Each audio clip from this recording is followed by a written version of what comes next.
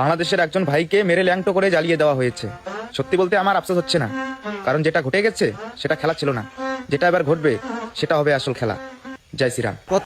আমি এই ভিডিওটার রিয়াকশন দেওয়াতে আমার অনেক হিন্দু দাদারা আমার কমেন্ট বক্সে এসে কমেন্ট করেছে যে আমি নাকি দীপুর জন্য কোনো প্রতিবাদী ভিডিও বানাই নাই, কিন্তু এই ভিডিওতে রিয়াকশন কেন দিলাম, এরকম কথা অনেকেই বলছে বা অনেকে উল্টোপাল্টা কমেন্ট পর্যন্ত করতেছে। তো তোমাদেরকে বলি, ওই দীপুর জন্য আমি 4 থেকে 5টা ভিডিও বানাইছি এবং দীপুর পক্ষে কথা বলেছি। সোহাগ অফিসিয়াল 1992 আর সোহাগ ফানি গ্যালারি দুটাতেই দেওয়া আছে। তোমার বেলা 16 আনা আর আমার বেলা 8 আনা, উচিত কথা বললেই আমি ভালা না। সোহাগ ভাই যে কথাটা বলছে এই কথা শুনে সবারই গাও জ্বালা করছে। গাও জ্বালা করলে কিচ্ছুই করার নাই, সত্যের পথে লড়তে হবে ভাই। জানি না আমার এই ভিডিওটা সোহাগ ভাইয়ের কাছে পৌঁছাবে কিনা, যদি পৌঁছায় অবশ্যই তুলে ধরবেন এই প্রত্যাশা করে আমার ভিডিওটা শেষ করলাম ভাই।